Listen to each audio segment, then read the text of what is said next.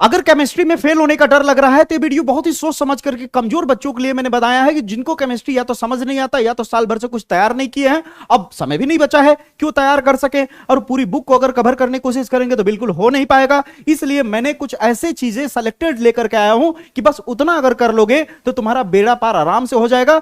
हम नहीं कहते कि 70 में 70 ला लोगे, क्योंकि भाई जो है वो सच बता रहा हूं कि आप आराम से 50 तक पहुंच सकते हो इसको तैयारी करके। आपको करना क्या है, ध्यान से समझने की कोशिश करो, यानी फेल होने से ये वीडियो पूरी तरह बचा लेगा, कम समय में बेहतर तैयारी हो जाएगी। तो आप ध्यान से समझो, फेल होने से अगर बचना है भैया तो कुछ ऐसे चैप्टर बताऊंगा, उस चैप्टर में ऐसे रिलेटेड रिपीटेड टॉपिक है जिन्हें तैयार करके बेहतर परफॉर्म कर सकते हो। फिर उसके बाद कुछ न्यूमेरिकल बताऊंगा, उन न्यूमेरिकल को कर लेना, वहां से न्यूमेरिकल 100% पूछा जाएगा। ठीक है, सब चीज आपको क्लियर कर दूंगा, कहां वीडियो मिलेगा, कैसे देखना, सब बता दूंगा। फिर उसके बाद तीसरी सबसे खास बात है जो सबसे इंपॉर्टेंट है, इसे आप लास्ट में सुनना ध्यान से, आपका नजरिया बदल जाएगा, आप पेपर को हैक कर लो, जो एक तरह से कह सकते हो कि अच्छा परफॉर्म करके आओगे। तो करना क्या है, ध्यान से समझो। करना यह है कि सबसे पहले परिभाषा, टॉपिक और नियम और सिद्धांत की अगर बात करें तो पूरे केमिस्ट्री की बुक से नहीं पूछा जाता है, मात्र कुछ ऐसे selected repeated high scoring chapters होते हैं जिनको तुम्हें तैयार करना होगा। पहला है डी ब्लॉक और एफ ब्लॉक। डी ब्लॉक और एफ ब्लॉक मेरे प्लेलिस्ट में जाकर के जो वीडियो पड़ा हुआ है डी ब्लॉक एफ ब्लॉक का, उसमें के जितने भी प्रश्न मैंने बताए हैं, सवाल बताए हैं, उसको एकदम अच्छे से एकदम दिमाग में फिट कर लेना। बहुत बड़ा वीडियो भी नहीं है, 40 से 50 मिनट का वीडियो है, एकदम क्लियर हो जाएगा। ठीक है, और इतनी सरल और इतने आसान भाषा में समझाया हूं कि आपको डी ब्लॉक देखते देखते ही समझ आ जाएगा। तो एक ये हो गया टॉपिक जो आपको किसी कीमत पर नहीं छोड़ना है, क्योंकि डी ब्लॉक और एफ ब्लॉक से परिभाषा जरूर पूछा जाता है। समझ आई मेरी बातें? चाहे वो संक्रमण तत्व हो, चाहे लेंथेनाइड आकुंचन हो, या फिर क्या कहते हैं संक्रमण तत्व रंगीन आयन क्यों बताते हैं, प्रतिचुंबकीय अनुचुंबकीय, ये सारी चीजें 100% पूछा जाता है। समझ आई मेरी बातें? फिर आता है जैवाणु।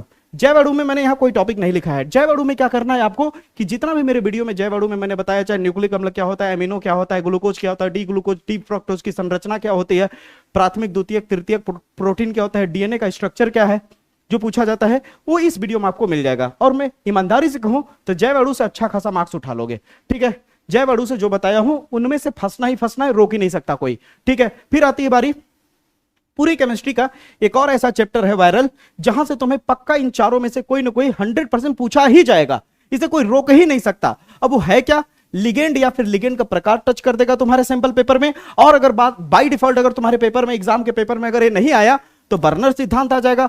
बाय डिफॉल्ट बर्नर सिद्धांत नहीं आया तो इन दोनों में से कोई ना कोई पक्का चिपक जाएगा। बैलेंस बॉन्ड थ्योरी या फिर क्रिस्टल फील्ड थ्योरी बड़े मार्क्स में पूछे जाते हैं। ठीक है, और ये valence bond theory, crystal field theory या फिर बर्नर सिद्धांत, ये सारी चीजें जो है एक ही वीडियो के अंदर मैंने इंक्लूड किया है, आप जाकर के देख सकते हो मेरे प्लेलिस्ट में। ठीक है, पर्सनल वीडियो है, उस थंबनेल पे ही लिखा हुआ है तीनों टॉपिक का नाम, तो कोई दिक्कत वाली बात नहीं है, आसानी से तैयार हो जाएगा। जब यहां तक आपका हो जाएगा, यहां तक हो जाएगा तो अच्छी खासी परिभाषा आपको तैयार हो जाएगी। बहुत सारी परिभाषा वाली चीजें आप आराम से इजीली तैयार कर चुके होंगे तब तक। जब यहां तक हो जाएगा तो आपका जो डर है ना भैया, वो धीरे धीरे कम होने लगेगा। जो आपके अंदर एक फेयर बैठा हुआ है ना, पूरी तरह से फियर, एकदम एकदम डर लग रहा है, हदस हो गया है कि अरे यार क्या होगा क्या नहीं होगा, कल पेपर है, समय भी नहीं बचा है, तो ये वीडियो तुम्हारे लिए 100% रामबाण हो जाएगा। समझ रहे हो? कहते हैं ना कि तिनके को, डूबते को तिनका का सहारा, तो ये वीडियो वही होगा। ये वीडियो तुम्हें एक रास्ता दिखाने का काम करेगा, तुम्हें एक बेहतर तैयारी कराने में मदद करेगा। ये वीडियो तुम्हारा एक साथी बनेगा। ये वीडियो, ठीक है, यहां तक हो जाने के बाद तुम्हें पूरी तरह से गाइड करेगा ये वीडियो। समझ आई मेरी बातें? यहां तक हो जाने के बाद आप डायरेक्ट टर्न कर जाना रासायनिक बलगतिकी वाले चैप्टर पे।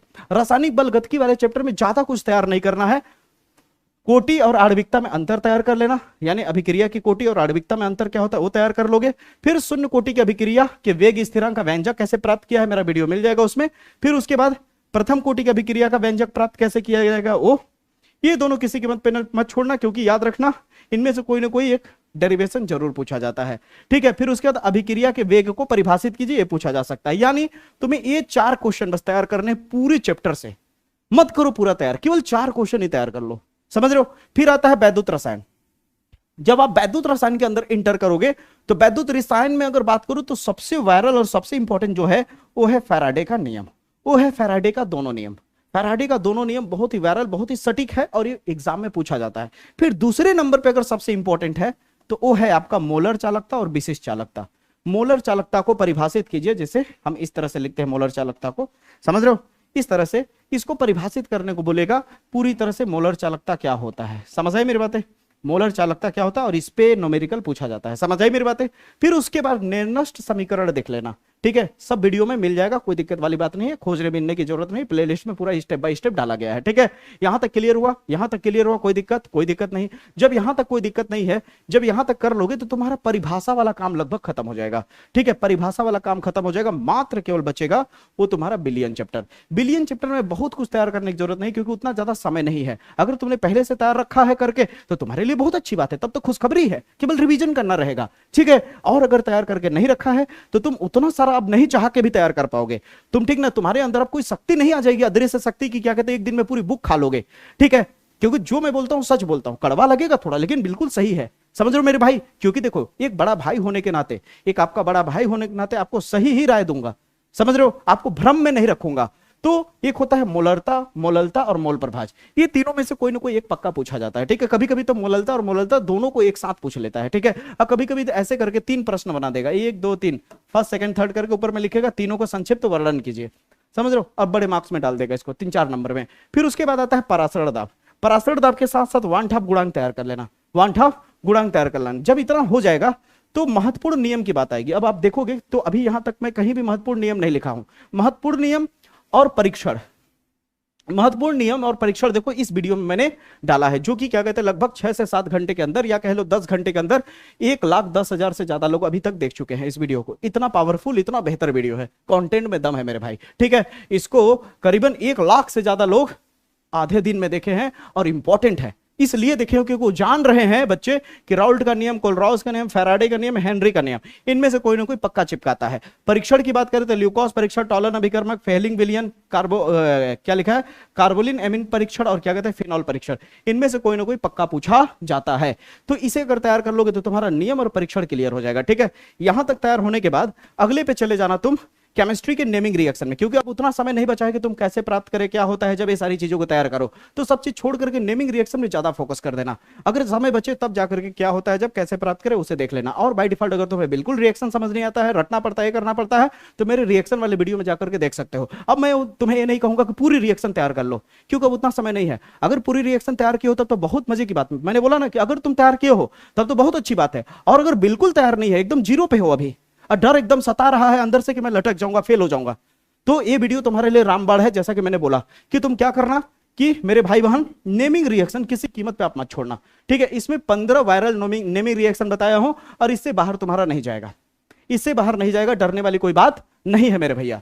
तो यहां पे आपका नेमिंग रिएक्शन क्लियर हो जाएगा। अब आपका नेमिंग रिएक्शन क्लियर हो गया, नियम परीक्षण क्लियर हो गया, और बाकी मोस्ट इंपोर्टेंट टॉपिक क्लियर हो गया, कोई दिक्कत नहीं। अब बचा मात्र न्यूमेरिकल।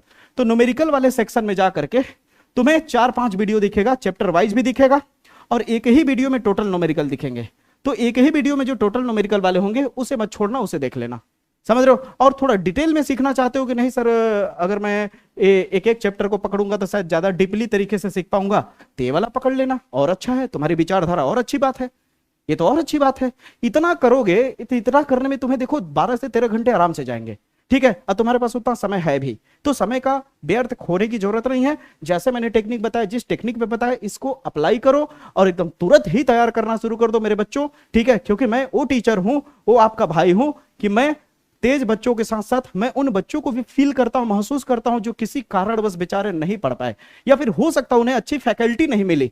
हर समय बच्चे की ही गलती हो ये कोई जरूरी नहीं है। कभी बच्चा अगर कमजोर है तो इसका मतलब नहीं कि हर समय बच्चा ही गलत है, उसके पीछे कभी कभी उस सोसाइटी जिम्मेदार होती है, उस स्कूल जिम्मेदार होता है, टीचर जिम्मेदार होता है, घर का माहौल भी जिम्मेदार होता है। तो हर समय बच्चों को कह देना कि तू तो गोबर गणेश है, कुछ नहीं जानता, ये है वो है, हर समय बच्चा गलत नहीं होता। मैं आपके साथ हूं बच्चों, ठीक है। ये मैं फील कर सकता हूं कि अगर आपको सही टीचर, सही गाइडेंस अगर ना मिले तो बच्चा वाकई नहीं पढ़ पाता है, और जब वो बच्चा पढ़ नहीं पाएगा, गाइडेंस नहीं मिलेगा, तो जाहिर सी बात है मजबूरन रटना पड़ेगा, और जब उसे रटना पड़ेगा तो चीजें कठिन लगेगी, और जब चीजें कठिन लगेंगी तो ऑटोमेटिक जब कठिन लगता है कोई चीज ना, तो उसे दूर भागने का मन करता है, उसके तरफ जाने का मन नहीं करता। ये बात हकीकत है, ये बात मैं फील करता हूं, ये बात महसूस करता हूं कि जो चीज अगर आपको नहीं आ रही है और उसे कोई बताने वाला नहीं मिले, और जब कोई रास्ता नहीं मिलता, लगता है कि अब इसे मैं सॉल्व नहीं कर पाऊंगा, ये मेरे लिए बहुत ही बड़ा खतरा है, तो उसे दूर ही जाने से अच्छा लगता है, मन करता है कि उससे दूर ही हट जाए। इसलिए कुछ बच्चे अच्छे से नहीं पढ़ पाते हैं। तो हर समय बच्चों की गलती नहीं होती मेरे बच्चों, मैं हूं आपका भाई, आपके साथ हूं, आप दहाड़ो, आपका भाई आपके साथ है, ठीक है। हार मत मानो, किसी कीमत पे हार मत मानो। ये समय बहुत कीमती है, ये समय बहुत ही ज्यादा कीमती है। अपने माँ बाप के लिए, अपने माँ बाप के चेहरे के लिए, मुस्कान के लिए, उनकी खुशी के लिए, उनके चरणों को आशीर्वाद लेकर के और अपने गुरु का नाम लेकर के, अपने माता पिता का नाम लेकर के उठो और ताड़ दो। You can do it.